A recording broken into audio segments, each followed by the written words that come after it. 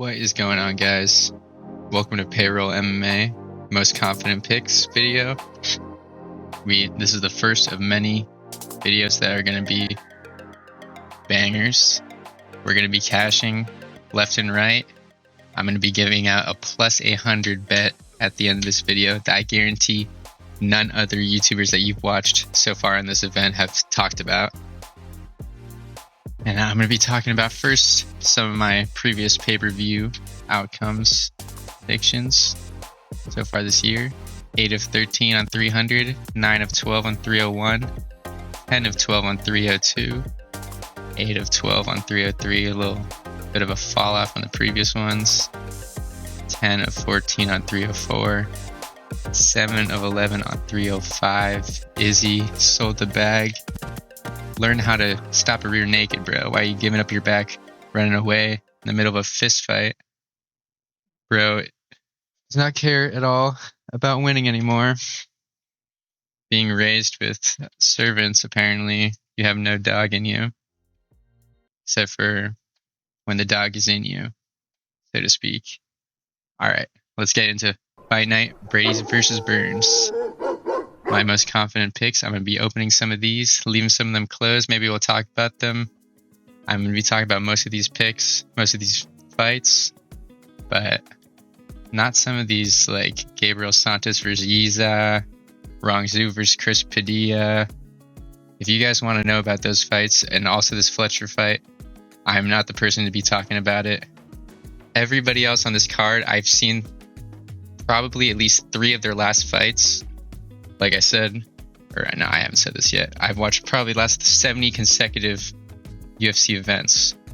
So there's almost a guarantee I've seen everybody I'm going to be talking about, watched it live, know everything about them, their most recent game, their game plan going into it.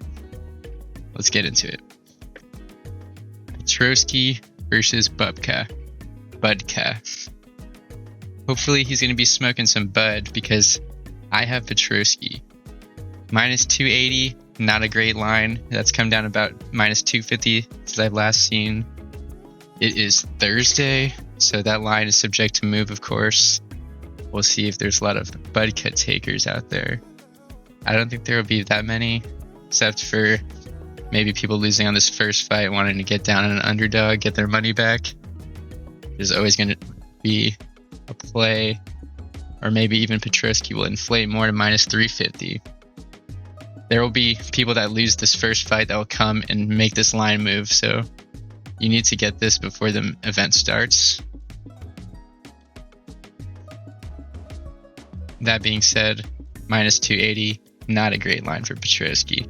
I think he wins this fight, and I would be picking Petroski by probably a submission in a mostly grappling-based fight. Petroski has the power advantage on hands, on the feet, but Budka will probably be trying to sniff his nuts for a majority of the fight. Budka likes to wrestle. He will be most of this fight wrestling, considering he just got chinned in his last fight by Cesar Almeida.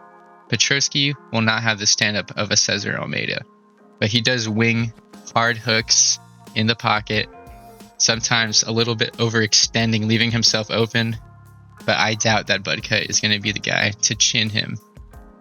Obviously, the reason why minus 270, 280 isn't great is because of this fight against Jacob Malkoun, where he was knocked out by a ghost going in for a takedown, phantom knockout.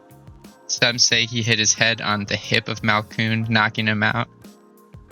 But essentially, he knocked himself out going for a takedown. That being said, I feel like this is a step down of competition. Dylan Budka is no Jacob Malkoun. Jacob Malkoun, I believe, got a knockout in the very next fight after this fight against Petroski. So I think that's just more of a statement of how good Malkoun is and not how chinny Petroski is. I will be taking a Petroski submission in a probably 70% grappling, 30% stand-up. Of course, is there a world where Petroski chins him? 10% of people on Tapology think so. I will not be betting Petrosky by KO. Maybe in the distance would be nice because you don't want to just only be playing the submission, because what happens if he does chin him? I don't know. I think if there is a finish in this fight, it probably is a Petrosky submission. I think Budka's way to victory is probably just to keep it. I don't know. Yeah, I guess he would just chain wrestle to a decision, similar to how Petrosky won against Josh Fremd in his bit of a stinker last time. But just because he had a stinker last time and landed like 15 significant strikes does not mean that he cannot land some good strikes against Budka, who is going to be shooting most of the fight. Maybe leaving out his neck and getting that guillotine finish for Petrosky. Alright. That's all I have to say about this fight. Let's move on to the next one. Another fight I want to talk about, Jacqueline Amorim versus Vanessa Demopoulos. A number 21 strawweight versus a number 24 strawweight. Didn't mention this is a middleweight fight. This is Budka versus Petrosky, but strawweight women's fight, most likely going to decision are these women's fights, but Jacqueline Amorim likes to get the submissions going, and she will chain submissions on her back, maybe from top mount, side mount on top. Vanessa Demopoulos only has a 30% takedown defense. I think if Amorim goes for the Budka technique and shoots multiple times this fight, she can land up on top, landing some good strikes, and winning by decision against Vanessa Demopoulos. In women's fights, they mostly go to decision, and therefore I think that it's nice to sprinkle the dog most of the time. However, Vanessa is not a dog that I will be touching this week, and it seems like most of the community is against that pick. Maybe it's because minus 350 in a women's fights, with how many minus 200, minus 300? I think Dudakova was around there when she sold, like, terrible against Sam Hughes. Ever since then, it feels like women's favorites are losing left and right. I think Jacqueline has this. Am I going to bet minus 350? Absolutely not. Maybe a submission from Jacqueline in the second or third round. Be a little sprinkle.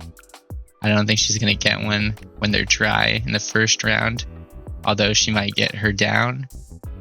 I don't think she'll get her out of there in the first. Maybe sprinkle a little bit on the second and third finish for Jacqueline, because she will be shooting takedowns and trying to chain some submissions. Maybe she'll get the back of Demopoulos after she tries to stand up too early on one of those takedowns, that Jacqueline will be chasing.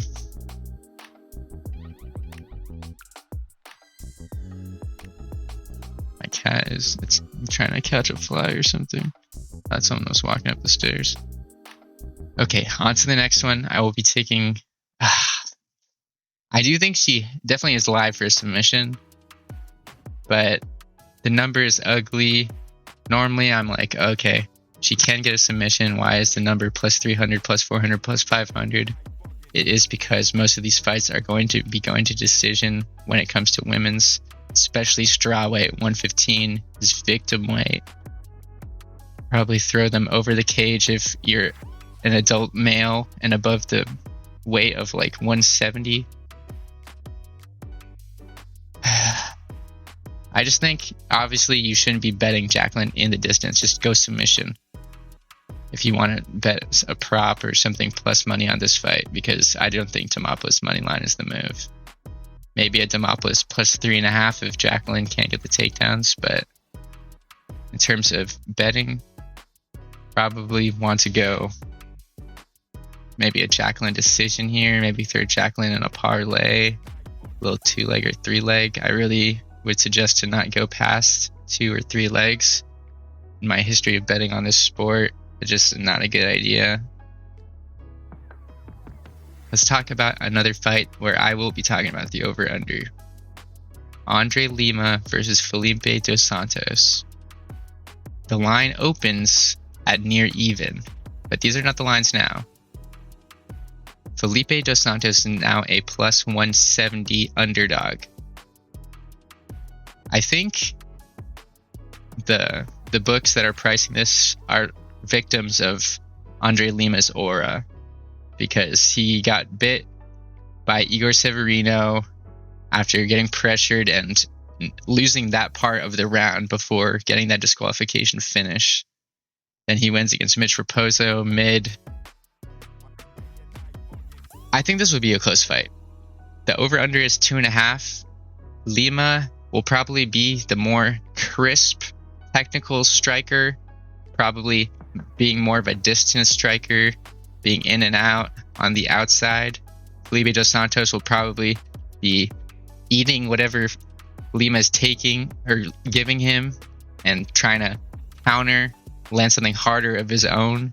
I think Dos Santos has the strength advantage in this matchup. And I think Dos Santos is being counted out a little bit here.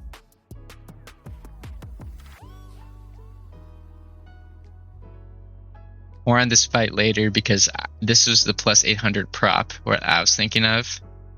If you're at this point in the video, leave a comment down below what you think the prop will be. And yeah, Charles Oliveira shoots a box Diego Lima. Training with Charles. He's going to have good jiu-jitsu. I think he has the strength advantage. I don't know why the line is like this, and it makes me a little bit confused. Topology is around 50-50, like that line's initially indicated. It makes me a little scared how much the line is moving, but I will be sticking with Felipe Dos Santos. Hopefully that line movement isn't indicative of some sort of injury or some sort of weight miss by Dos Santos or Lima for that matter. I don't want to see any weight misses on this card. This isn't the greatest card of all time. Isaac Dulgarian is minus 3,000 against someone in the UFC. A dude that is number 72 in the weight class is minus 3,000 against someone. To put in perspective where this card moves us in terms of championship contention, not much. None of these fighters will be fighting for the championship anytime soon. Maybe Steve Garcia or Natalia Silva. These top 3 events or top 3 fights of the main are probably most likely to have a future championship contender. But other than that, these are young prospects, low-ranking UFC fighters.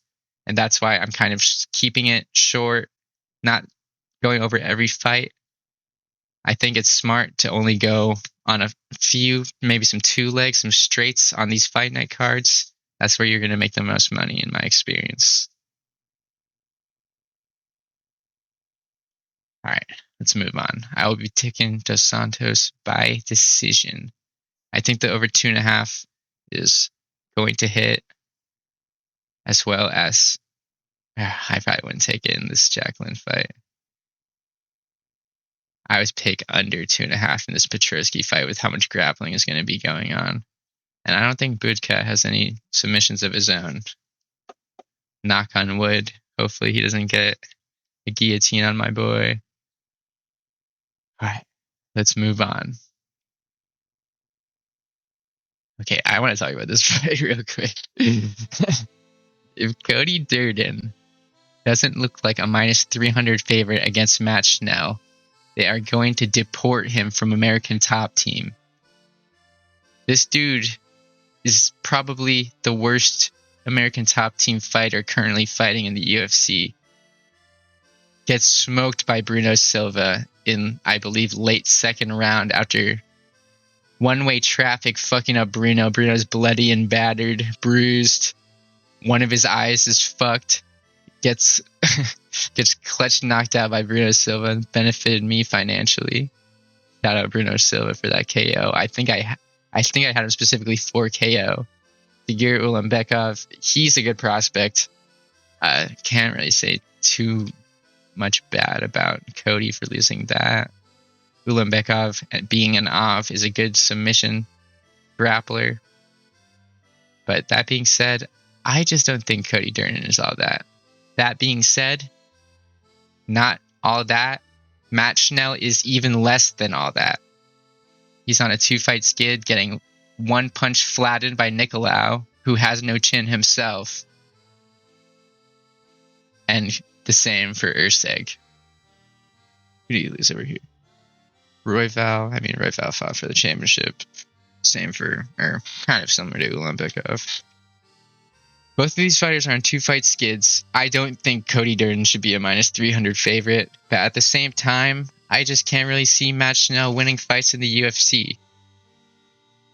First off, do not bet this fight. Second off, do not bet this fight. Let's move on. Oh, no. Sorry. Okay, save you for later, Natalia. Steve Garcia versus Kyle Nelson. Nelson is pretty mean, very tough. We've seen him tough through a lot of damage and get a decision win over Padilla, over Builder.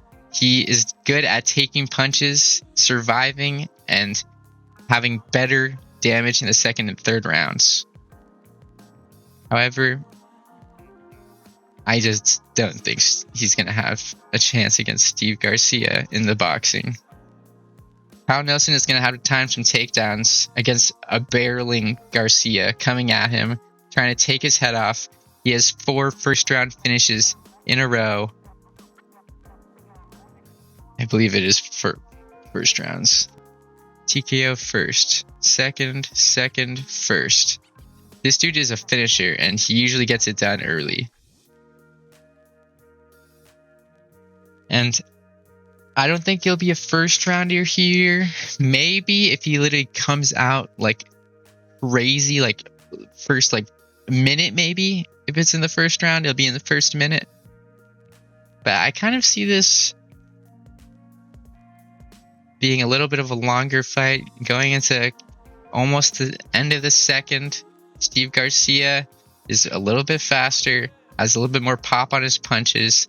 Nelson has similar power, but they're more on winging hooks. Garcia could generate that sort of power on his 1-2s, on his hooks to the body. He's not going to have to wind up as much as Nelson has to generate power. He normally uses his kinetic forward movement to generate power. I'm a scientist. Trust. But yeah, that's what I think about this fight. Nelson has taken damage and survived in the past. I think Garcia will end that. We are going Garcia by a second round knockout. And let's talk about the last fight on the card in terms of my most confident picks. Natalia Silva by decision. I see some people out there putting money on Natalia Silva by KO. Have you not learned? Have you not learned? This is women's MMA. You play the decision. You always play the decision. Andrade looks like a man, probably takes punches like a man. She has been knocked out and submitted. That the counter right from Yanan was crazy. I don't think Natalia is going to be fucking landing some shit like that. Okay, just got demonetized in that one sentence. Nice. I don't see Natalia getting a submission on Andrade. And I don't see her. I see her pitter pat on the outside, getting the best of Andrade. Andrade will come in like a DDP, looking at her feet, throwing hooks, left, right, trying to clutch up in UFC 5. But I think Natalia will get the better of her over 15 minutes and win this decision. Most likely 29-28. Andrade has the possibility to steal a round with one punch.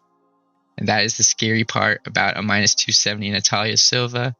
But I'm still going to back her. I've been high on Natalia Silva.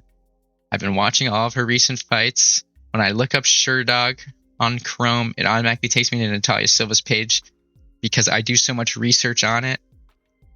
Research. Andrade does not have good movement. Natalia Silva does. The reach advantage is more than this 3 inch. It says on Topology, it's more like 5 inches. But then with the distance management of a Natalia Silva, the shitty movement of Andrade, I think she'll make it like relatively easy.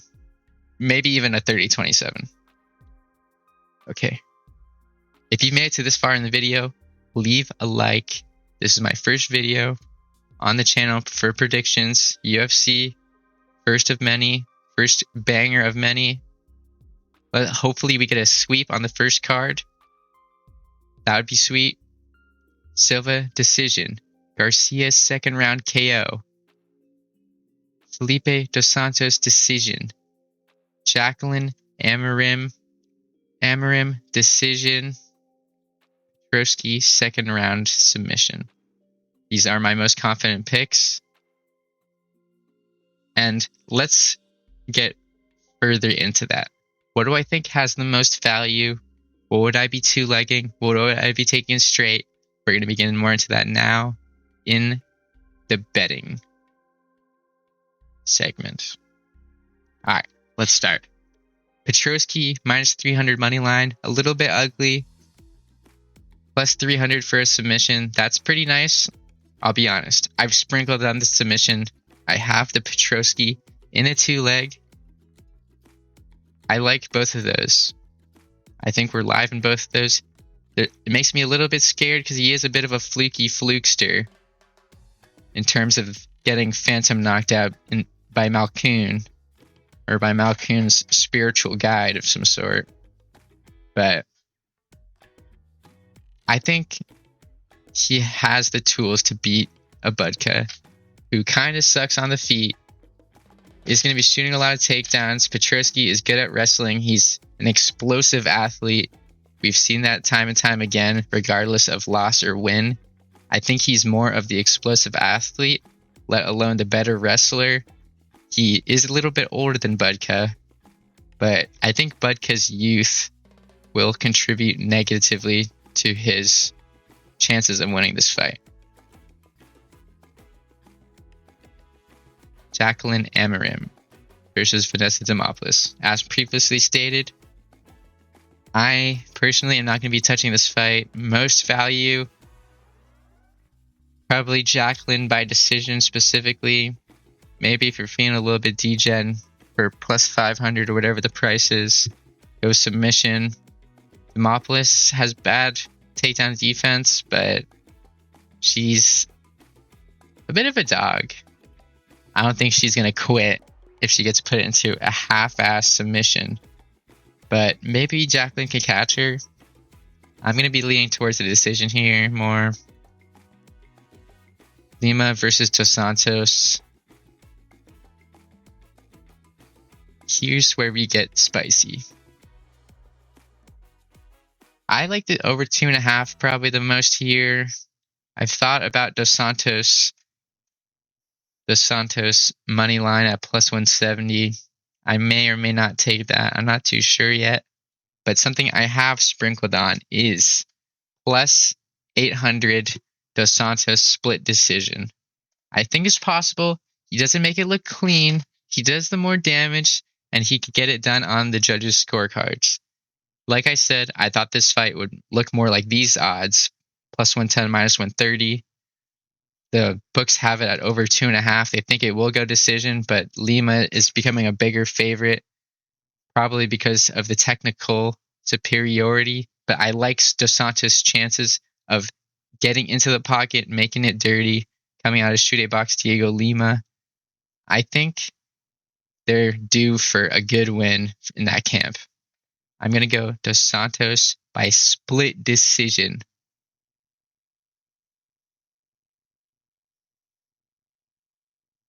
Sorry guys if I'm not the most fluent at this yet. I'm finding my flow like a rapper, like a basketball player, finding my dribbles I like, my moveset. The more prediction videos I make, the better it'll be. Let's continue. Garcia KO round 2. Personally, I might even sprinkle that specifically. I'm kind of feeling that. Nelson comes out pretty good in the first. He's tough. He's not very chinny. Garcia has power, but if you're not chinny, I'm probably not going to take you to get knocked down in the first. It's going to maybe require a mistake or some sort of luck. I like going second more because the feel out process is kind of over. Maybe Nelson will have taken enough damage to start being ready to go down in the second.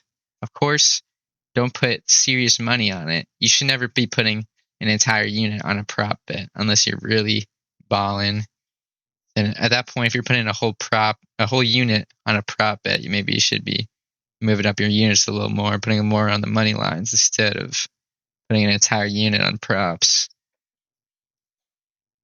But the most value for me here is Garcia moneyline.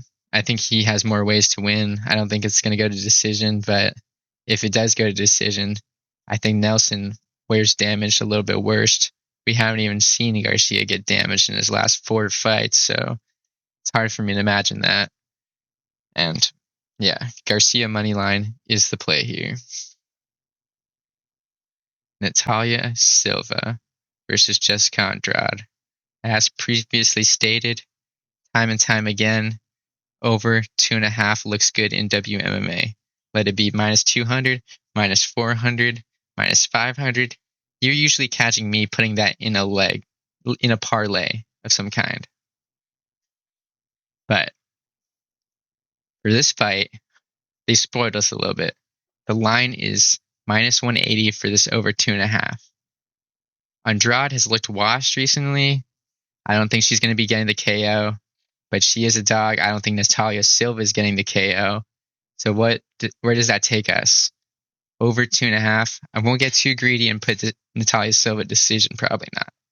We'll see. We'll see where I'm at financially when it comes down to this fight live. But I probably will be taking the over 2.5 in this. Maybe 2-legging it. I have not yet. That is all. I'm going to pull up my bets. Let me give you one more on top of. You guys know I have Petruski sub. You guys know about Dos Santos split decision. But a whopping $12, that's going to give me fucking $100 if that comes back. It's going to be nice. Working with $50 units. All right. Yeah. Yeah, I think we leave it at that.